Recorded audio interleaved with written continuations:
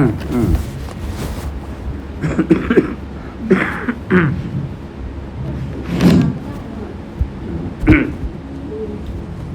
ต่ละพรเด้อวันพระวันอุโบสถก็พระมีภารกิจแล้วพระไปเว้นยืนกับเวลาเก่าหลัก6:30กันการจากกันคนละจากกันมีอยู่2 แบบมีอยู่2 แบบจากกันเห็นหน้ากับจากกันบ่เห็นหน้าอีกมันจะคุณงามความดี มันเรียกว่าเป็นการสิ้นสุดการเดินทางท่านแม่นทางลัทธิความเชื่อศาสนาอื่นเขาจะว่าสิ้นสุดการเดินทางของแต่ละคนผู้ใดมีกำลังหลายก็ไปได้ไกลกำลังหลายกำลังหน่อยคือกำลังบุญกำลังกุศลนั่นแหละมันเป็นอย่างนั้นย่ำตายนี่จากกันแล้วเขาว่าตายไม่ได้เป็นเอื้อนว่าตายแต่ที่จริงแล้วตามธรรมะพุทธเจ้าวิริเพิ่นว่าตายมาแต่น้อยๆพุ่นเด้ตายมาแต่ในท้องพุ่นเด้ในท้องออกมาคืออากาศได้กินน้ำนมได้กินข้าวได้กินนั่นก็ใหญ่มากก็ตายจากเล็กน้อยมากเป็นคนหนุ่มคนสาวเป็นนั่นไปตายไปทุกย่ำทุกคณะนี่ล่ะแต่เขาบ่งจักก็คือแต่ว่าทั้งอันธรรมะเป็นบานคันว่าตายแนวหนึ่งก็ว่าจุติดีกว่าจุติคือเกิดจากตัวนี้ไปเป็นตัวนั่นคือเฮาใหญ่หมองอยู่นี่ล่ะเฮาบ่ได้อยู่หมองนี้คณะนี้เฮาอยู่นี่อยู่เดียวนี่แต่ว่าจักหน่อยเฮาก็สิย้ายนี้เห็นคือกันเบิดอันนี้มองเห็นว่าแต่คนถ้าปัญญาบ่หลายคนได้ยินได้ฟังมากบ่ได้นั่นก็มองบ่ค่อยเห็นแล้วมองบ่ค่อยเห็นก็สิโศกเศร้าเสียใจนำกันแต่เพิ่นว่ามันก็มีอยู่นั่นน่ะมีอยู่การอยู่นำกันการได้ปฏิสัมพันธ์กันอย่างใดอย่างหนึ่งบ่ว่าสิเป็นพ่อแม่ปู่ย่าตายายหยังก็ตามคนเฮามันต้องมีสายสัมพันธ์กันอย่างใดอย่างหนึ่งจังได้มาพ้อกันว่าน่ะไปแม้แต่เป็นศัตรูกันก็ต้องมาพ้อกันมาฮอดกันพอดีเพราะฉะนั้นแต่ว่าย่ำเพิ่นนั่นไปตามหลักศาสนาแล้วตามหลักศาสนาของไผของมันอย่างลัทธิศาสนาอื่นเขาเจ้ากันเอาไปฝังไว้ฝังไปในดินให้อยู่ในดินนั่นน่ะธาตุดินคือสู่ดินให้นอนถ่าอยู่เมื่อพระเจ้าสิมาพิพากษาโลกพุ่นล่ะว่าซั่นเนี่ยมาพิพากษาตัวลงพ้นก็มีแนวคิดตามทัศนคติตามความเห็นของมนุษย์เฮาตามคนเฮาเนี่ยตามลัทธิความเชื่อศาสนายิ่งคู่มือนี่คนบ่มีศาสนาบ่มีแนวเพิงทางใจนี่หลายเด้มีแต่ทางกายมีแต่ทางกายภาพแข่งขันกันก่อสร้างนั่นเฮ็ดนี่ไปจนลืมมันจนลืมทางจิตวิญญาณเอิ้นทางจิตใจมันทางมีความสุขทางใจเห็นบอกความสุขทางใจเขาไม่เห็นกันพ่อกันลูกหลานมาพร้อมนากันนี่คือยังท่านบ่ได้ปราโลมเกี่ยวกับงานศพงานหยังนี่ท่านมาพ่อนากันกินข้าวน้ำกันพ่อแม่นี่มีความสุขนี่มันก็อิ่มไปว่าซั่นเลยเพิ่นว่ามันเป็นบุญกันบุญมันเกิดอยู่หั่นเด้บุญคือความพอใจความอิ่มใจมันก็เลยอิ่มไปพร้อมบ่อยากฮอดเพราะความน้ำเพิ่นน่ะมันอิ่มท่านมีเบิดแล้วยังอยู่ผู้เดียวเหงาละบัดนี้ผู้เฒ่าก็เหงาเด้เป็นจังซั่นอันนี้มันว่าคันมาเฮาจากกันจังซี่เพิ่นก็เลยมีพิธีทางพุทธศาสนาเฮาก็นิมนต์พระสงฆ์จำนวน4รูปพระสงฆ์จำนวน4รูปมาสวดพระอภิธรรมว่าซั่นสวดมันดีจังได๋สวดให้คนตายหรือสวดให้คนเป็นฟังผู้บ่เข้าใจก็ว่าสวดบุญคนตายว่าซั่นแต่ก่อนตัวกันดีผู้เฒ่าก็ได้ตัวกันจังได๋ดีตัวแนวคาลัมล่ะย่ามเป็นย่ามงานตายแนวคาลัมหลายเด้คาลัมคือแนวบ่อยเฮ็ดเอิ้นแนวบ่อยเฮ็ดยุคสมัยก็เปลี่ยนไปคนบ่ฮู้เด้ฮู้นำบ่ได้นั่นมีเหตุมีผลว่าโอ้สมัยก่อนสิสอนกันตรงๆก็บ่ได้เพราะว่าคนบ่ทันฉลาดบ่ทันได้เรียนรู้เด้แม้แต่การเรียนหนังสือนี่มีแต่พอออกท่านนี้มีแต่ผู้ชายท่านนี้ผู้ชายก็ได้บวชได้เรียนอยู่วัดมันฮอกก็มานั่นหลังจากปี2,500ขึ้นมานี่เด้ที่มีโรงเรียนมีการศึกษามีนั่นมีผู้ได้เรียนหนังสือได้ มันมีความรู้ซ้ำกันเนี่ยมันก็เลยบ่ได้ยากแต่ก่อนเนี่ยต้องต้องอาศัยว่าให้ผู้เฒ่าผู้แก่สอนให้มีความเคารพให้มีความเคารพในพระสงฆ์เคารพในวัดในอีหยังคือจังเฮาเห็นสมัยก่อนพุ่นบ้านใดก็ตามพันยามในพรรษาจังซี่ครูบาก็บ่ได้ไปเสียหยังยากเด้มีแต่พอออกไม่ออกมีแต่หนุ่มคนสาวเป็นผู้สโลบายผู้เฒ่าพาไปเสียหยังวัดจังได้พ้อกันเด้จังได้คุยกันจังได้เห็นหน้ากันก็ยังครูบามาอยู่นี่ล่ะมาอยู่นี่กันอยู่30 ปีแล้วเป็นผมงอกเบิดแล้วแต่ก่อนก็พาเฮ็ดนั่นเฮ็ดนี่ตลอดเฮาไปเฮ็ดนำกันมาแต่ลูกหลานยังบ่ทันนั่นเบิ่งความเปลี่ยนแปลงเห็นอยู่จังซี่ล่ะเฮาก็มีความเคารพเฮ็ดถ้าเราปลูกต้นไม้จนใหญ่จนได้ผลจนเห็นเป็นโฮมเป็นเงาเป็นนั่นตัวล่ะก็อยู่นำกันจังซี่ก็เผาหลายคนแล้วผู้เฮ็ดนำกันมาก็ได้มันเป็นจังซั่นอันนี้คือความผูกพันว่าจังได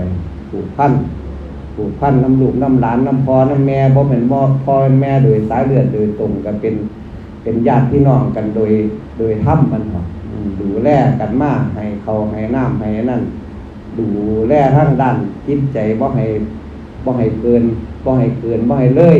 ให้มีหน้ามีตาผู้บ้านผู้เมืองเพิ่นพาเฮ็ดมาจะได้ตะไลมาเป็นจังซั่นเมื่อเป็นจังซี่แล้วก็ต้องมาเบิ่งกันก็เลยได้มาสวดพระอภิธรรมนะสวดพระอภิธรรมคือธรรมอันใหญ่ของพระพุทธเจ้าเพิ่นไปเทศสอนพระมารดาเพิ่นเด้คือสวรรค์เพิ่นไปเทศสอนพระมารดาเพิ่นพรรษานึงเพิ่นเด้เพิ่นจังลงมาเพิ่นลงมาแล้วหลังจากออกพรรษาแล้วมื้อนึงเลยเป็นวันพระเจ้าเปิดโลกอยู่เมืองประตูเมืองสังกัสสะนครในพุทธประวัติก็เลยเป็นวันตักบาตรเทโวโลหณะเมื่อออกพรรษาวันอะไรมันเป็นวันสั่นอันมื้อนี้ล่ะพุทธประวัติตัวหนึ่งเกี่ยวกับประเพณีเกี่ยวกับการนั้นเฮาเบิดเกี่ยวกับฤดูกาลมึงดูเป็นตะเงิดบ่ซั่นคือจังหม่องอื่นเขาเจ้ารับนับถือพุทธศาสนาไปอยู่บางอื่นบางหม่องบางประเทศเดี๋ยวนี้หิมะตกเด้บางประเทศเดี๋ยวนี้ก็ร้อนจนนั่นเด้บ่แม่นดำหน้าบ่แม่นอันนั้นคือยังเฮาที่ของเฮานี่มาวิเคราะห์วิจัยเบิ่งแล้วถึงพระวินัยถึงหยังสิแม่นอยู่นี่ก็บ่จักแล้วเป็นจังซั่นเด้อยู่ประเทศไทยล่ะเพราะว่าฤดูกาลตกนี่พอดีออกพรรษามากอ่ะเป็นฤดูหนาวเป็นฤดูกาลเก็บเกี่ยวเป็นจังซั่นอันนี้คือประเพณีเพิ่นก็เลยเอาผ้ามาเฮ็ดบ่อันขาดนั่นตรงอันนั้นดอกพระเจ้าบางคนก็ว่าฟังบ่ฮู้เรื่องก็บ่ฮู้เรื่องแล้วภาษาบาลีคือจังเฮาเบิ่งหนังนี่ล่ะผู้ใดบ่ฮู้จักภาษาอังกฤษก็เบิ่งหนังฝรั่งซาวแฮกบ่เป็นนำเขาเนี่ยบ่ฮู้จักเขาเว้ากันอีหยังเป็นจังซั่นถ้าคนสลาดถ้าคนนั่นคือยังหนังซาลีแซปปินบ่เห็นได้มันเว้าก็เบิ่งเข้าใจเบิดหมดอันนี้เป็นหลักสากลหลักธรรมะก็แบบเดียวกันแม่นเฮาสิฟังบ่ฮู้เรื่องมันก็เป็น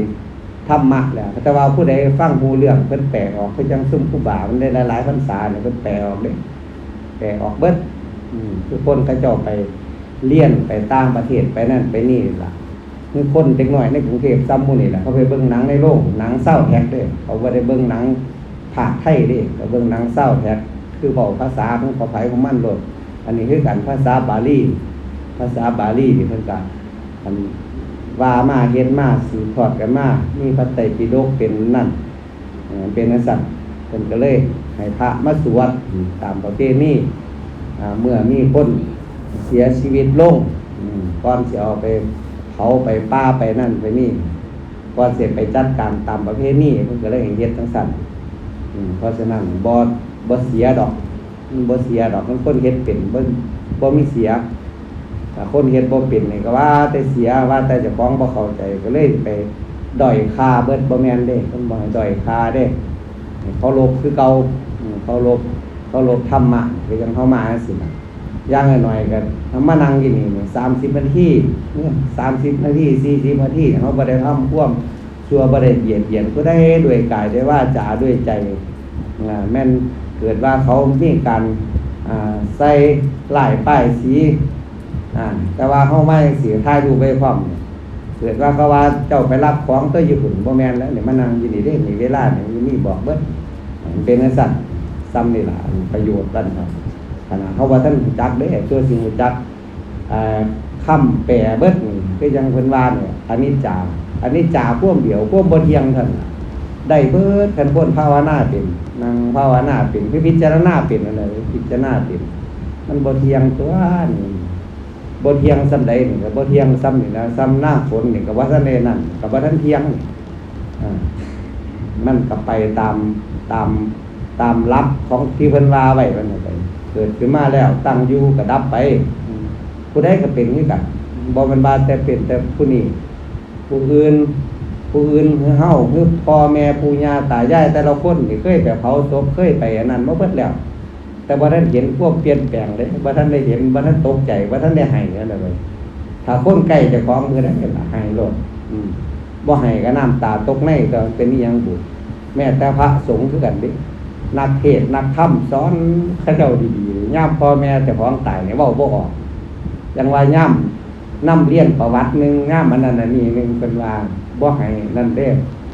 บ่ให้คนใกล้ชิดเจ้าของนี่อ่านประวัติบ่ให้อ่านบ่ให้อิหยังว่าไปบ่ให้เฮ็ดนั่นเฮ็ดนี่ก็คือพ่อสมัยตะกี้ประตูวางลูกไส้เพิ่นก็ตายก่อนเด้เฮ็ดหยังบ่เป็นเด้เว้าก็บ่ออกเบนสัตอ่านประวัติหมู่นี่คันแม่นคนที่คนอันเป็นญาติพี่น้องคือลูกหลานอ่านให้พ่อให้แม่บ่เห็นจบจักหม่องพาไปมานี่ว่านั่นไปร่วมงานศพมาอันนี้ก็บ่ว่าดอกอันนี้เรื่องประเภทนี้มันบ่ให้มันหลายแต่ว่าก็บ่ให้ก็อย่าให้มันน้อยโพดมันก็ลังมองก็บ่อ่านบ่อันหยังเด้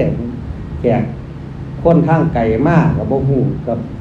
ก็มีว่าก็แล้วแต่บ่ได้ว่าดอกบ่ได้ว่าให้ผู้ใดแต่ว่าคุยกันมันฮู้เรื่องเฮ็ดจังนั้นพอสมมาภาควรบ่มันว่าคือจังเขาเจ้าเว้าเด้เขาเจ้าเว้าว่างานศพเบิดเป็นแสน2แสนโอ้ทางอื่นมันแม่นอีหลีบ่ไปเบิ่งแม่นอีหลีทางอื่นแต่ว่าทางบ้านเฮาบ่เป็นนะคือจังได๋ข้อยก็บ่ได้ไปเบิ่งนำซุ่มเขาเจ้าเนาะบ่ได้ไปเบิ่งในโรงครัวในอันนั้นอันนี้หมู่เบิดผู้ละ 4-5 ตัวซั่วสิได้เผาเพิ่นว่าเอ้ามีอยู่บ่แนวนั้นบัดนี้อาจสิมีได้เพิ่นไปเพราะว่าบางที่คนก็มันไปนั่นที่บัดไปว่าไปเสียน้ำพระทรงองค์พระเจ้าหลายซั่นน่ะสิบ่แม่นทราบไปเห็นมาสมัยก่อนพุ่นสมัยภาคใต้เขาเจ้าคันมีศพเนี่ยเขาเจ้าพวกเขาเจ้าเล่นเขาจะไปจ้างไปเด้มีม่วนพระมาจะพาประเทศจังดอกเขาเจ้าจัดการเบิดเพื่อสิเอาศพหั่นละไว้หลายๆมื้อเป็นบ่อนการพนันเคลื่อนที่ที่ตำรวจประจับมันเป็นจังซั่นเด้ภาคใต้แต่ว่าภาคกลางก็มีคือกันนี่ภาคกลางก็ได้กินเหล้าอยู่ในวัดแต่ก่อนอันเม่นก็อยู่วัดเนาะเขาเจ้าก็เป็นส่วนของอันนั่นล่ะโอ้เขาเจ้ามีดีตัวไปเบิ่งอยู่แถวเมืองกาญจนบุรีไปกับจานดุลนี่ล่ะสมัยก่อนไปเที่ยวเบิ่ง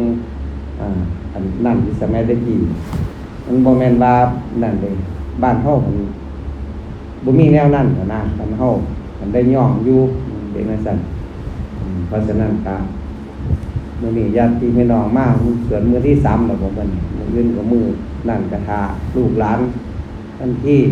นั่นก็เอาไปตามประเพณีล่ะอยู่วัดเฮาพุ่นล่ะคือเก่าตั้งใจรับพรได้บัดเด้อจุดส่วนบุญส่วนกุศลไปถึงแล้วถึงซื่อถึงหนาถึงเคยที่อยู่ร่วมกันมากจากที่พี่น้องมาเฮ็ดบุญให้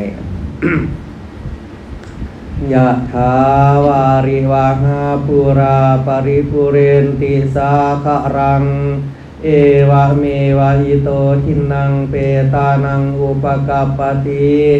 อิชิตังปัฏฐิตังตุมหังคิปะเมวะสมิสตุสัพเพปุเรนตุสังกปาจันโทปนะราโสยะถามณิโสติราโสยะถาติโยวิวัชชันตุสัพพะโรโควินาศตุมาเตภวัตวันตรายโย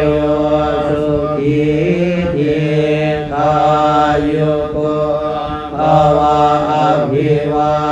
ทนาสีลิสนิจจังวุฒามัจจา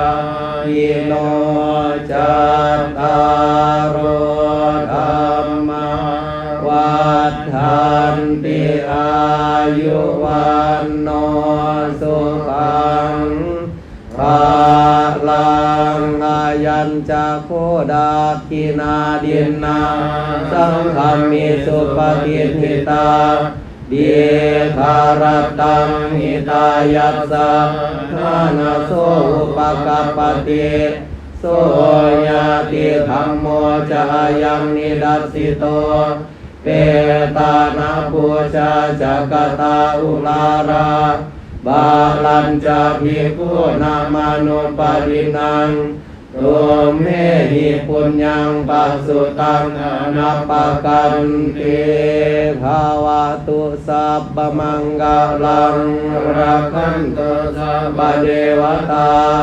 สัมมาบุทธานุภาเวนะสดาสุขีภวันตุเต